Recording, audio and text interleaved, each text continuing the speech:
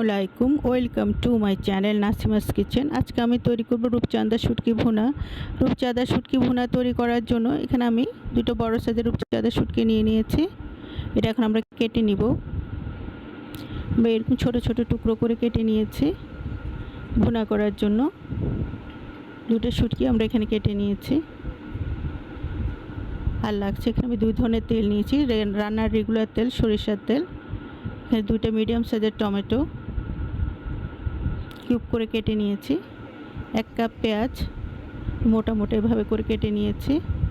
1 cup রসুন কেটে নিয়েছি। এখানে হাফ চামচ আদা বাটা, মরিচের গুঁড়ো 1.5 চামচ, পেঁয়াজ কুচি 1 কাপ, আর লাগছে রসুন বাটা 1 চামচ।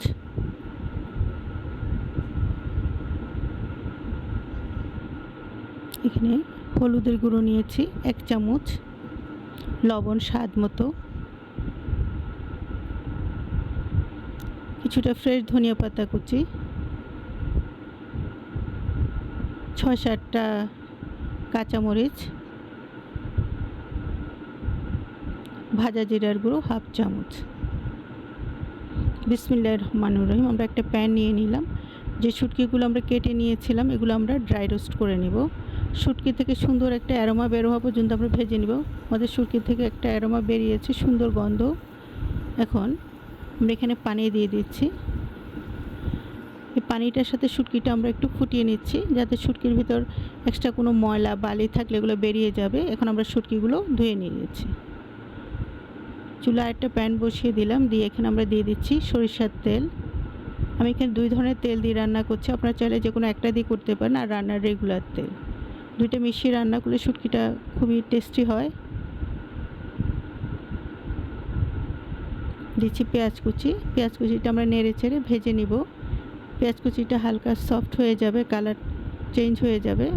আমাদের পেঁয়াজগুলো সফট হয়ে গিয়েছে, কালার চেঞ্জ হতে শুরু করেছে। এখন আমরা দিয়ে দিচ্ছি রসুন বাটা, আদা বাটা। এগুলো নেড়ে চেড়ে আমরা পেঁয়াজের সাথে মিশিয়ে কিছুক্ষণ কষিয়ে নিব। এখন দিয়ে দিলাম হলুদের গুঁড়ো, মরিচের গুঁড়ো, স্বাদ মতো লবণ। এটাও আমরা পেঁয়াজের সাথে কিছুক্ষণ নেড়ে চেড়ে কষিয়ে নিচ্ছি। এখন দিয়ে দিই সামান্য একটু পানি, এতে মশলাগুলো খুব ভালোভাবে কষানো হবে আর মশলার কাঁচা গন্ধটাও চলে যাবে। নেড়ে চেড়ে আমরা যে এক্সট্রা পানিটা দিয়েছি এটা শুকিয়ে যাওয়া পর্যন্ত কষিয়ে নিচ্ছি। আমাদের মশলাটা ভাজা ভাজা হয়ে গিয়েছে। এখন আমরা এখানে দিয়ে দিচ্ছি টমেটো।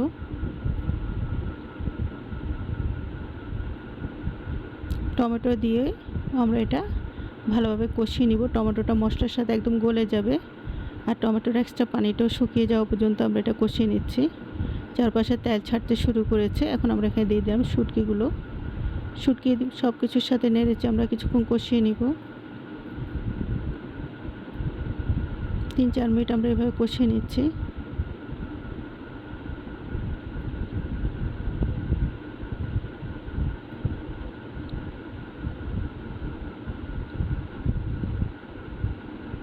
এখন আমরা এখানে দিয়ে দেবো পানি সিদ্ধ হওয়ার জন্য। এখানে আমরা 1 কাপ পানি দিয়ে দিয়েছি।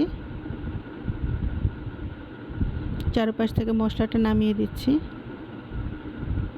এখন আমরা এটা ঢেকে দিব 6-7 মিনিটের জন্য, যাতে শুটকিগুলো ভালোভাবে সিদ্ধ হয়ে যায়। 6-7 মিনিটের পরে আমাদের শুটকি অনেকটাই সিদ্ধ হয়ে গিয়েছে। এখন আমরা নেড়ে চেড়ে আরও 5-6 মিনিট ঢেকে দিব। 5-6 মিনিট পরে আমাদের শুটকিটা সিদ্ধ হয়ে গিয়েছে। এক্সট্রা পানিগুলো অনেকটা কমে আসছে। এখন আমরা এখানে দিচ্ছি রসুন, যেগুলো রসুনগুলো আমরা রেখেছিলাম। ভালো করে নেড়ে চেড়ে মিশিয়ে দিচ্ছি। দিয়ে এটা আমরা 3-4 মিনিটের জন্য আবার ঢেকে দিব।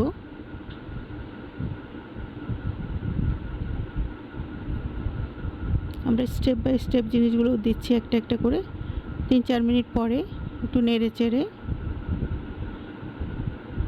এখন এখানে আমরা দিয়ে দিচ্ছি পেঁয়াজগুলো, যেগুলো আমরা মোটা মোটা করে কেটে রেখেছি, কাঁচামরিচ, ভাজা জিরার গুঁড়ো, সব কিছু দিয়ে আমরা শুটকির সাথে ভালোভাবে নেড়ে চেড়ে মিক্স করে দিব।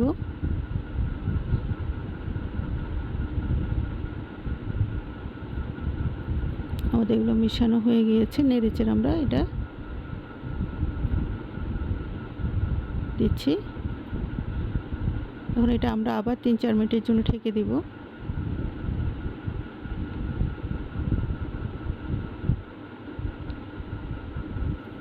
তিন চার মিনিট পরে আমাদের রূপচাঁদার শুটকি বোনা অলমোস্ট রেডি। খুব সুন্দর একটা অ্যারোমা বেরিয়েছে। এখন আমরা এখানে দিচ্ছি কাঁচা সরিষার তেল 2 থেকে 3 চামচ। এতে শুটকির একটা স্ট্রং অ্যারোমা থাকবে সরিষার তেলের। সরষের তেলটা দিয়ে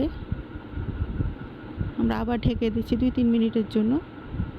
2-3 মিনিট পরে উপর থেকে আমরা কিছুটা ফ্রেশ ধনিয়া পাতা দিয়ে দিলাম।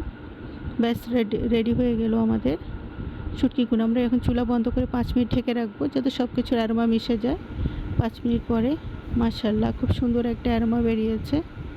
গরম গরম ভাতের সাথে রূপচাঁদার শুটকি ভুনা থাকলে আর কিছুই লাগবে না। এখন আমরা একটা সার্ভিং ডিশে সার্ভ করে দিচ্ছি। আমি যেভাবে রূপচাঁদার শুটকি ভুনা করি আপনাদের সাথে শেয়ার করলাম। এভাবে তৈরি করে দেখবেন, ভালো লাগবে ইনশাআল্লাহ। কেমন লাগলো কমেন্ট বক্সে কমেন্ট করে জানাবেন।